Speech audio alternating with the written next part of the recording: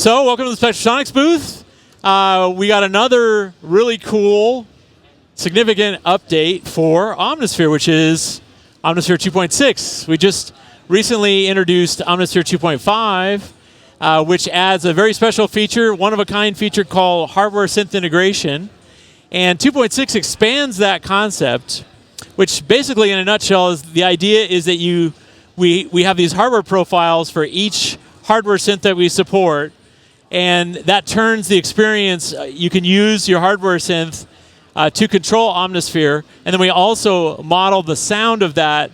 It's not we don't emulate that synth necessarily, but we model the character of that synth for that profile, and then it comes with sounds and everything.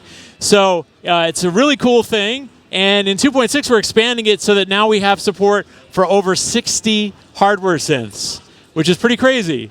And we're even going back as far back as 1983 to the very first MIDI synthesizer, which is the Juno 106. And so the Juno 106 now operates as a full MIDI controller for Omnisphere. And it's really simple. You plug in your Juno 106 to your computer, boot up Omnisphere, select the Juno profile, and then you got...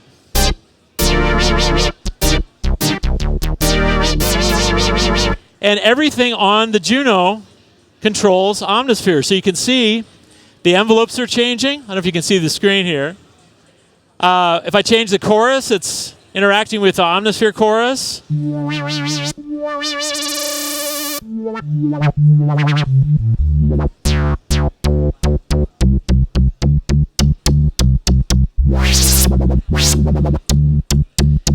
And what's crazy is I can even write that sound into the Juno, and the Omnisphere patch is stored in the Juno 106, which is crazy. So if I change the sound,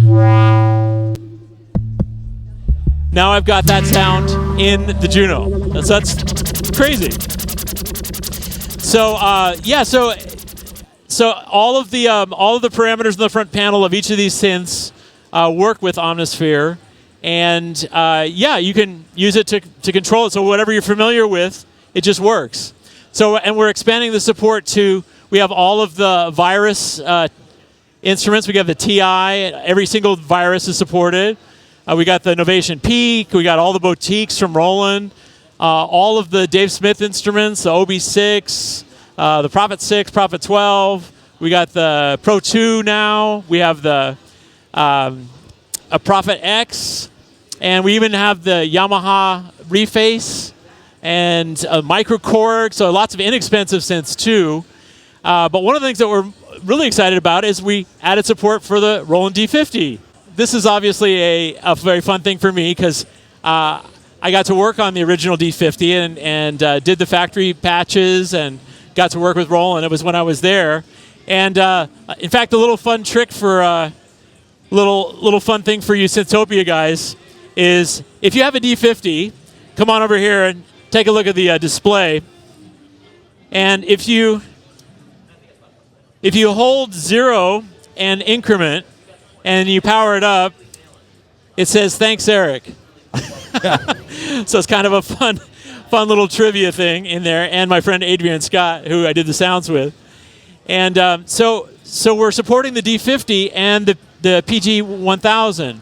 So the PG-1000 was the sliders programmer that Roland made to program the D50, and that now works totally with Omnisphere. So you can see, again, I'm changing all the parameters, and yeah, it's crazy. So I can even change the waveforms, and I can also change the sound sources. So there's a PCM slider. So I'm actually changing different sampled sound sources now in Omnisphere, and if I have the fader at the bottom, it has all of the classic D50 patches that I made back in 1987 as sound sources that you can start with. So you can layer those things with other things in Omnisphere, and it's really, really cool. So each one of these synths, the profiles, has a character of that synth. So here's some of the D50.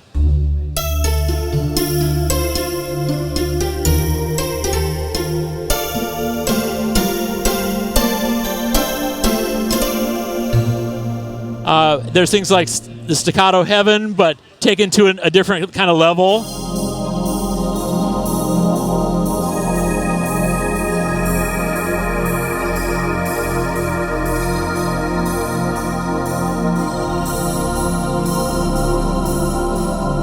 And there's special parameters that Omnisphere has, or that the D50 has, that Omnisphere didn't have, like the bias controls. There's a lot of bias settings in the D50 that let you they're geeky kind of controls that let you bend the keyboard in different ways. So we added that to Omnisphere in 2.6 to support the D50.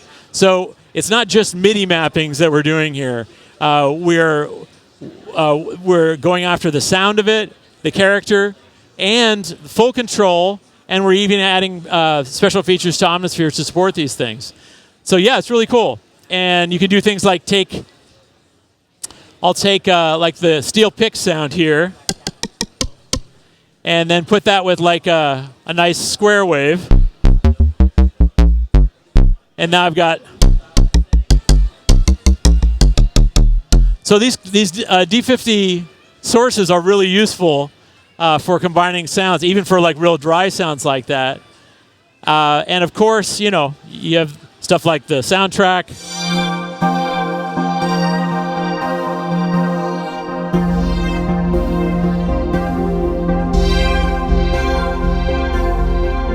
And doing things like you can add to these sounds too. So we'll take like the Fantasia,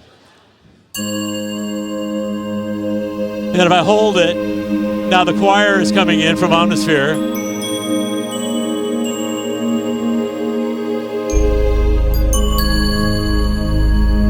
Okay, and then we'll take that Fantasia sound further, and we can change the structure like you can in the D50, but we can go further, and we can turn granular on.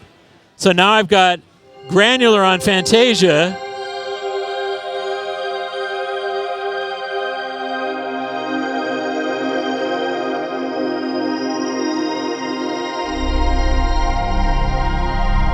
So yeah, so these D50 things are just a starting point for your own creativity and everything in Omnisphere. So that's really fun. The D50 has 4 partials.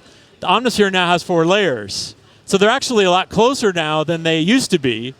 But of course, there's a lot of things in the D50. You have a lot of limitations in the D50, like you can't filter the samples, which is a big limitation.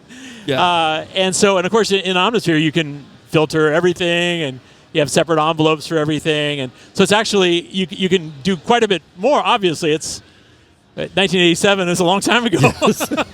Yeah, hopefully we can do more now. That's awesome. But yeah, and of course it sounds better too, because you have the original character of the sound, but the effects are happening in Omnisphere. So the quality of the reverbs and effects and stuff are a whole lot better than they used to be. Yeah. Yeah, and then we have stuff like the Alesis Andromeda, which is a pretty rare synth, but really, really an awesome synth. And this is a really, really deep instrument. And you've got, for instance, you can have on each oscillator, you can have simultaneous pulse, square, saw, triangle, and sine all out of one oscillator and a sub. And then post-filter, you can have another sine wave. So this really taxed like what we could do, but the profile came out great. We can do all the things that you can do in the Andromeda, and then we also modeled the basic waveforms of the Andromeda too. So it's just a killer sounding synth.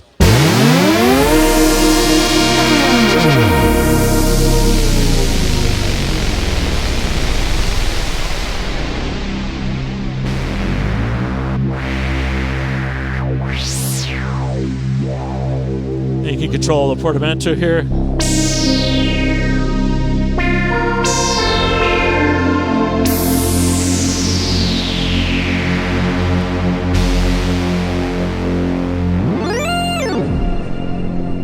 Yeah, so that's all Omnisphere. But it's got the Andromeda vibe, and yeah, it's really fun to be able to especially use the ribbon. So we did all kinds of fun things with.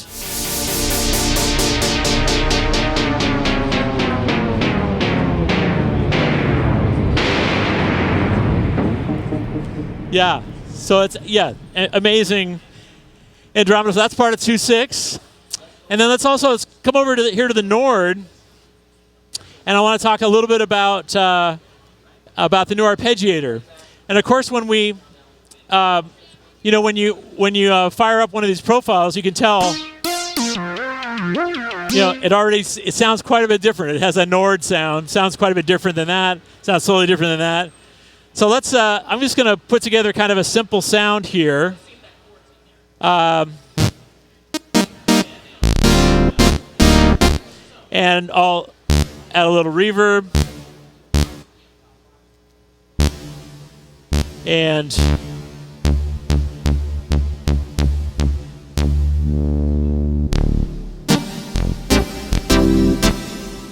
okay, so that's a good kind of starting patch. And all right, so let's check out the new Arpeggiator, because this is the first major update we've had to the Arpeggiator since Omnisphere 1. And the big thing that you can do, there's a whole bunch of different things, but the really special thing is that each of the steps can have step modifiers. So you can transpose a step, you can slide to the steps, and you can have different rate of slide. You can also have chords. You can select chords for each step, and you can have chord inversions and chord voicings, which is a lot more musical than just having octaves. And you can also use step dividers so that each step is a triplet pattern or a 30-second note pattern, and it's really cool. So let me show you a little bit about with the chords. So this is using. I'm gonna play a simple chord here, C chord, and you'll hear all the inversions go by. So and you can stop. You can have the arpeggiation play once too, or loop, of course, or you can have it go forward and backward. So now I've got.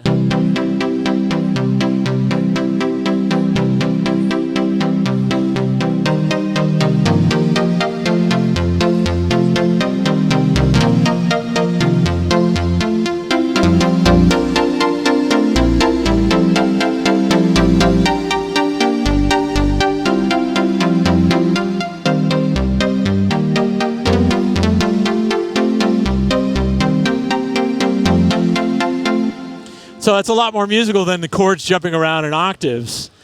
You can also do all kinds of neat things with bending. So we can do a lot of like the 303 kinds of slides and glides, which is a lot of fun. So let me show you that.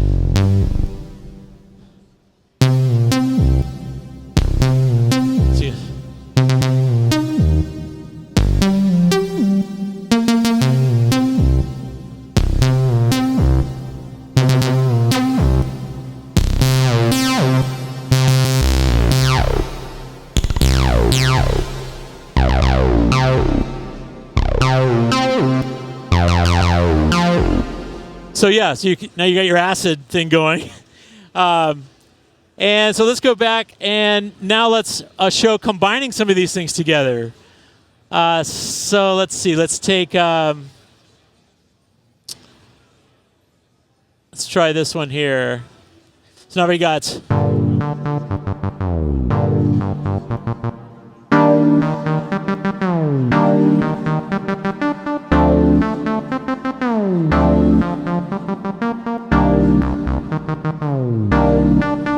And then the coolest thing about this is that, let's say I'm liking that vibe, you can now capture that as a, you can capture exactly what's happening. So I'm going to go ahead and do that again here.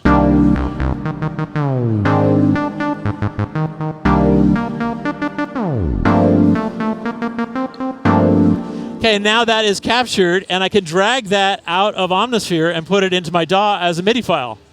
And the bends and everything will translate all to MIDI, and now you can play it with your analog synth, you can play it with another synth, or you can edit it and make it into a whole piece. So it's really, really powerful, all the different things that you can do. And just to show you how powerful it is, I'm gonna play some really simple stuff. And this is kind of like the demo patch. because you can have more than one arpeggiator. You can have you have eight parts, so each part has its own arpeggiator. So in this case, I've got 4. I've got a bass line, I've got a kick, a snare, and I've got a chordal sound. So I'm just going to play real simply and check out what it can do. Whoops. Let's see.